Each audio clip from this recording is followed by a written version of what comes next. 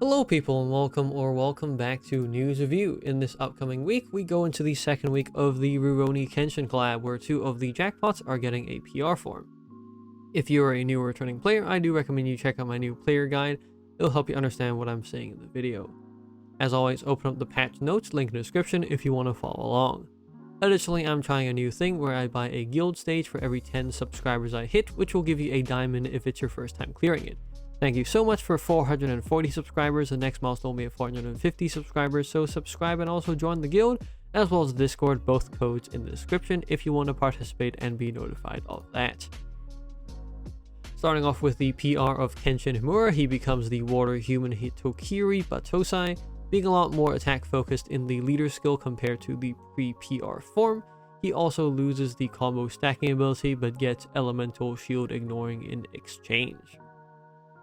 For his team skill, he gets 5 seconds once again.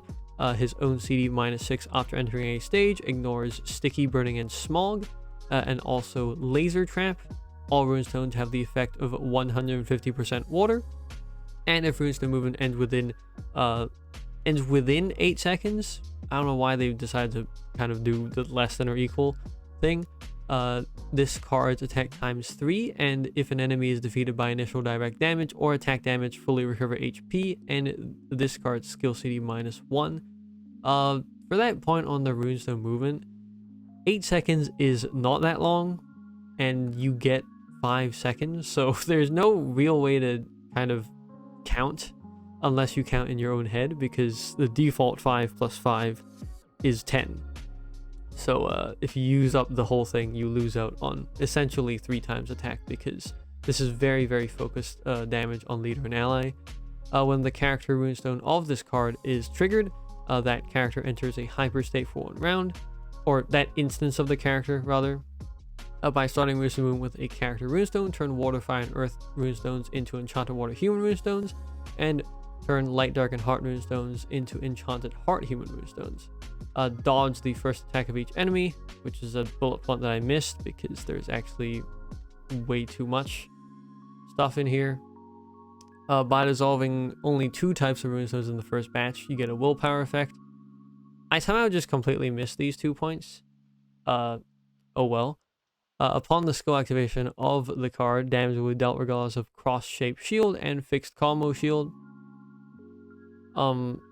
And for his own team skill, when he is in the team, his own attack scales with the number of enemies defeated cumulatively to the max ×5 for 10 enemies defeated. For his active skill, it is CD 6. Enemies enter a gash state, damage dealt to enemies ×4 each round until they are defeated. Deal a water damage of 200 million to all enemies regardless of defense and enchanted runestone shield. Fixed board conversion into enchanted human, water, and heart. For 1 round, the character attack ×6 and ignores initial shield and puzzle shield, and if an enemy is defeated by direct damage or attack damage, the character's skill CD -3 at the end of the round. I think that this is a pretty standard card and very much tailor-made as a leader and not a member. The active isn't bad, but it's outclassed simply by being a water human card. The one special thing I will say is the direct damage and CD reduction, but in terms of shield breaking, it's not, unique at all. For initial shield, you have Cassandra, a card up for grabs in the gold S tier right now, and an excellent damage booster. For puzzle shield, this is the 3rd ever water human to ignore it, which you might think is good, but the 1st ever is Tanjiro, so there's literally no competition here. In fact, when I saw this card, I just couldn't help but think it's literally a worse version of Tanjiro, purely from a member's perspective, but that might be bias talking. If you're offended by that take, go comment down below. It will help me boost viewer engagement. Moving on to the other PR jackpot, Hajime Saito has gone from dark human to water human as well. There's actually been minimal changes to his leader skill, just some number tweaking, and the extra non-attributive attacks is the main difference between the 2 versions. For his team skill, he also gets +5 seconds, ignoring sticky and electrified. I think those are the same. He also now ignores step damage. Everything has 150% effective water runestones. Leader gashes the enemies after attacking. Damage dealt to gash enemy ×4 until they are defeated once again. At the end of each round, turn the column below the leader into enchanted heart human runestones, and for every group of 4 more runestones dissolved in the column, combo count +4 to the max +24 for all 6 columns. By dissolving heart runestones, combo count +10 and damage ignores puzzle shield. And if an enemy is defeated by initial direct damage or attack damage, this card enters or stays in a hyper state for 1 round. For his active skill, it is CD6. Released the lock skills of all members. Invisible enemies will be revealed. Explode the board to generate a fixed enchanted board of all types.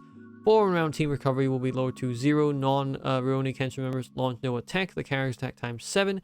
And the character's damage ignores initial shield specific damage, reducing resistance defense. If an enemy is defeated by initial direct damage or attack damage, the character's skill CD -2. Unlocking is actually pretty common for water humans, but most existing cards that do that are collab cards. For recovery, reduction, and ignoring initial shield, Cassandra is once again the GOAT for covering those, but this is the first water human and the second ever water card to ignore specific damage reducing resistance, the first water card being the water elf Asuna from ALO. The PR of the Jackpot also gets his own Dragonware. It gives a sizable attack boost and has quintet attacks as craft skill 3, which is actually useful for once because most Dragonware's craft skills kind of suck. Moving on to the free cards, we have a new ultimate card, a Fire Human Karū Takeda, a CD6. Only 3 steps can be made in each round, and you just stop after 3 steps. Combo count will be 33. This is a stat booster of some sort and can be deactivated at any time, and upon deactivation turns the whole board into fire. This is a very unique card. Maybe it can be used in like speedruns, but certainly very unique, fixing your combo to be 33, which is a pretty high number, but the limitation is also, you know, pretty limiting because you can only move 3 steps, so you would have to use it in a situation where you can basically get a fixed board every single round if you want to sustain this long term. Next we have a challenge stage card, a water human Bashimi, CD5. Explode the board for when a single attack becomes full attack. The character's attack times 4 and damage will be dealt regardless of initial shield. Once again, not unique. The character venoms the enemies after attacking with a non-attributive damage of 1000 times the character's attack basic value until the enemy is defeated. This is regardless of defense, by the way. This is one of the few humans that can venom the enemy and the second ever water card to do so after I don't even remember what this card's called, but it's a water god from Era of Novelty that I'm pretty sure nobody has because the card sucks. So this is, you know, useful in that regard. Next up we have another challenge stage card, a fire human again, Hyotoko, CD3. He also operates on oil. This skill can be activated by consuming 1 liter of oil. He starts out with 5 liters, and that's also his maximum. After you do Draconic Compulsion, all instances of this card gain 2 liters of oil. Deal a fire damage of 30 million to all enemies regardless of defense and enchanted runestone shield. Turn fire into enchanted fire. That's a skill that, you know, sounds like it comes from 10 years ago almost. Ignite all enemies for 3 rounds. While the enemies are ignited, burning will nullify. Turn the first 3 runestones touch while moving into enchanted fire. And for 1 round, Oniwaban group members ignore puzzle shield, which is, I guess, the villains of this collab.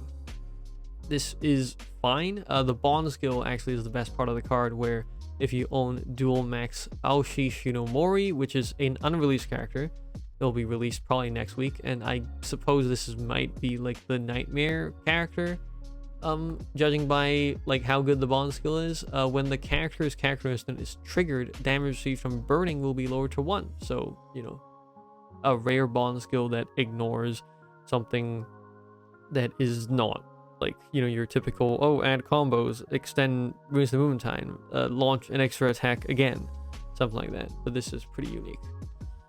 Next we have a new transmigration stage. This is 20 waves, mainly for cosmetics. Nothing much to say about that. And a new Dragonware made from Mesopotamia in the Evoking Coin Shop, therefore it is Fire Human exclusive. Same kind of deal as the other Evoking Coin Shop Dragonwares. You get 1 second movement time, active skill CD -2, extra attack may resolve 3 types of runestones, and once again the craft skill probably will not be used ever because, well, it might. This one's like okay. It has quintet attacks and elemental shield ignoring. New monthly challenge as well, as we are entering the month of April. Expect videos probably late again, unless like I submit some super early video for like another channel. I don't know if you guys saw that, but yeah. For my ranking of the seal cards, nothing has really changed. I've not changed my opinions of the seal in the past week.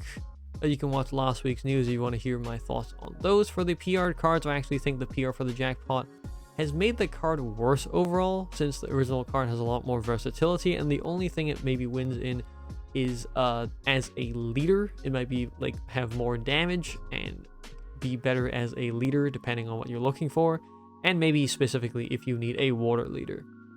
For the sub jackpot, I think it fills in holes that were water human shield breaking, so it's pretty good.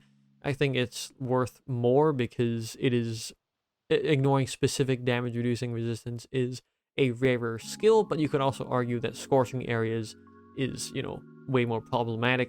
So ideally you have two versions of him, one PR'd and one non-PR'd. For ranking of the free cards, they are all unique. That's all I can really say about them, and that's what saves them from going in the get one tier. You know, train them out a little bit, because they might come in handy. They're not overtly good, but are special, which either means that they will have their uses or they will never be used at all. Moving on to the celebration events, the returning ultimate card this time is the Earth Human Heidi, a card that I've used once or twice, so you're good to beat the stage once and walk away. Additionally, there will be a rate up for the collab seal at the end of the week, so be sure to pull on the collab seal within that time if you want better odds. That's it for this week's news review. Leave a like if you liked it, comment below if you have anything to say to me, and subscribe if you like this in general. It really helps the channel out, and I'll see you in the next video. See ya!